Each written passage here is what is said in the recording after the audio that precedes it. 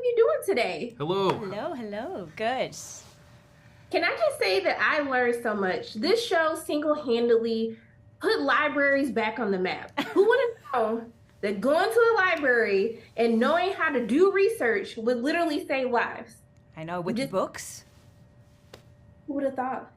They could ask your elders and they would tell you. I had to go to, I was like, do I need to go get a library card again? Because I feel like that might be a useful skill someday. I think everybody should have one, yeah. And they feel so safe. Oh, one's back home. I don't know. They're safe at times until the wrong person comes in and just disrupts your peace. I love this show. Like, I was hooked, binged this whole thing in a day. And I have to say, I probably would have been dead after the first episode because I don't think I would be able to do what you do. Don't worry. Same. I would have slept through the whole thing. Okay. And I was like, damn, I probably should have just locked the door or something. Yeah. Yeah.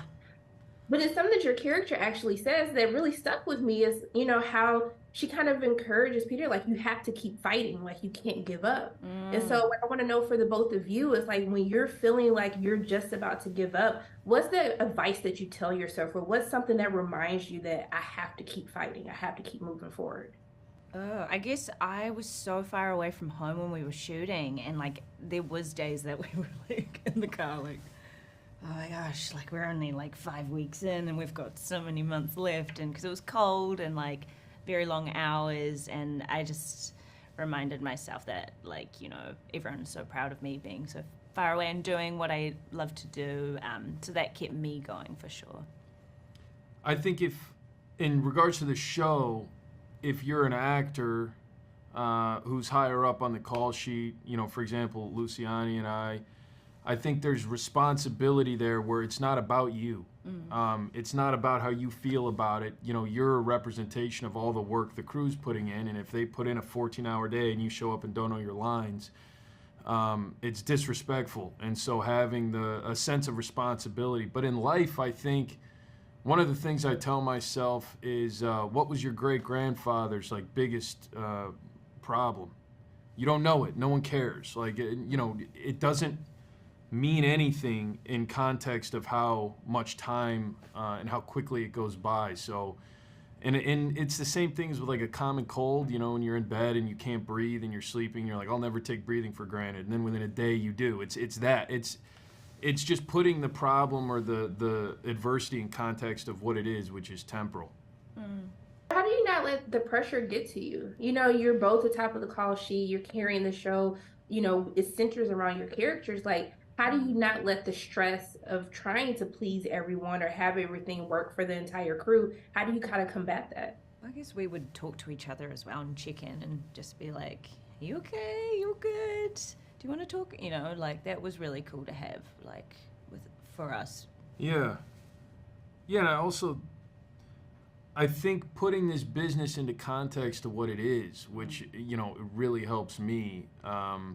You're fortunate to be here, and when I shook Sean's hand and said I'd do the role, that's everything with it. I may not love the social stuff, I may not love all the people talking to you and stuff like that, but it's part of the job. It's what you do. It's what you shook the guy's hand and told him you do, so you honor your word and you do it. And to just want to get paid or just want to do this and leave everything else at the door is not how it works. So if you signed on to be number one, you act like a number one or a number two or whatever, and you carry yourself accordingly.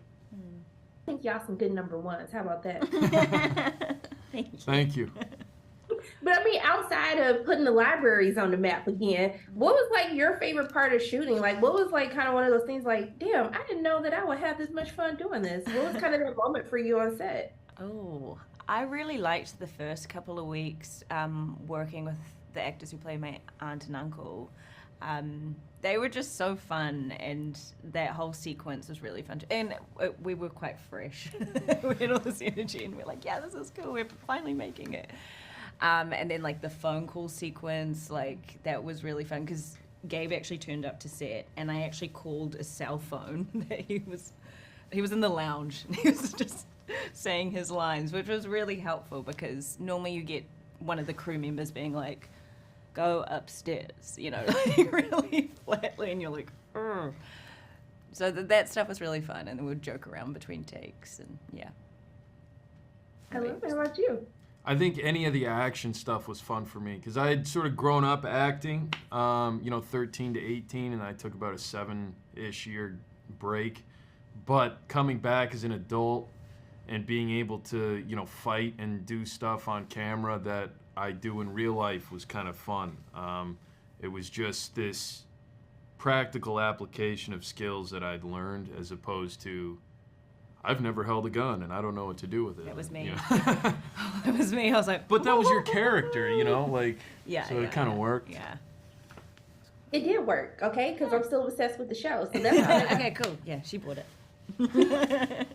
I just want to thank the both of you so much for taking time out of your day to speak with me. And I am sending love and light your way. And I hope you have a great day. Oh, thank you very much. You too. Nice speaking to you. Have a good one. I'm glad you liked the show. Oh my gosh, the nails.